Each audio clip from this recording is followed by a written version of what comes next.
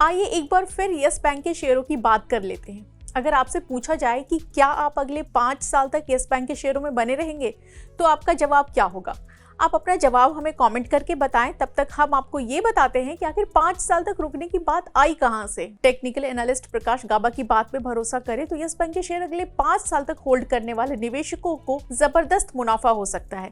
Expert का मानना है कि अगले 5 साल में यस बैंक के शेयर 100 रुपए तक जा सकते हैं। हालांकि इस बात पे भरोसा करना अभी आपको मुश्किल जरूर लग सकता है, लेकिन गाबा को भरोसा है कि ये हकीकत में भी बदल सकता है। यस बैंक के शेयर 12 जून को 2.20% की तेजी के साथ 24 रुपए 14 पैसे पे बंद हुए हैं। इसका मतलब ये है कि मौजूदा प्राइस लेवल के हिसाब से देखें तो यस बैंक के शेयरों में आपको 325% का उछाल देखने को मिल सकता है, लेकिन इसके लिए आपको कम से कम 5 साल का इंतजार करना पड़ेगा। गाबा के मुताबिक यस बैंक के टेक्निकल चार्ट को देख के ऐसा लगता है कि ये शेयर फिलहाल अपने बॉटम आउट होने के प्रोसेस पे है, लेकिन सबसे बड़ा सवाल ये है कि आखिर ये बॉटम आउट कब तक होगा। इसको लेकर कुछ भी साफ नहीं है। यस बैंक के बॉटम ब्रेकआउट की बात करें तो उसकी भी अपनी एक शर्त है जो आसान तो बिल्कुल नहीं है।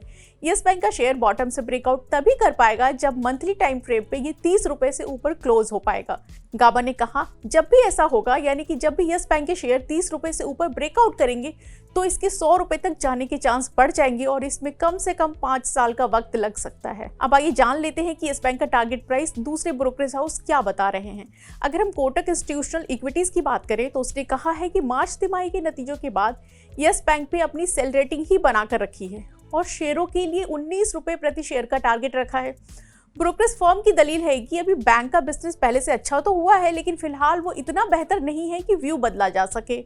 बिजनेस के हिसाब से देखें तो मार्च तिमाही में यस बैंक की नेट इंटरेस्ट इनकम 2% बढ़ के 2153 करोड़ रुपए रही। और अब सबसे अंत में जान लेते हैं कि यस बैंक के शेयरों का प्रदर्शन पिछले कुछ समय में कैसा रहा है। पिछले एक महीने में यस बैंक के शेयरों ने 6% से ज्यादा रिटर्न दिया है। इस साल अब तक कंपनी के शेयरों ने 4% का रिटर्न दिया है, जबकि पिछले एक साल में यस बैंक के शेयर 44% से ज्यादा चढ़ चुके हैं। अंत में हम बस यही कहेंगे कि यस बैंक का अगले 5 साल में 100 रुपए तक पहुंचने का सपना सच हो सकता है या नहीं, इसके लिए इंतजार ही करना होगा। मार्केट से जुड़ी ऐसी तमाम खबरों के लिए हमारे साथ जुड़े रहिए और हमारे YouTube पेज को सब्सक्राइब करें, हमारे Facebook पेज को लाइक करें और WhatsApp चैनल से जुड़े जिसका लिंक नीचे कमेंट बॉक्स में दिया है।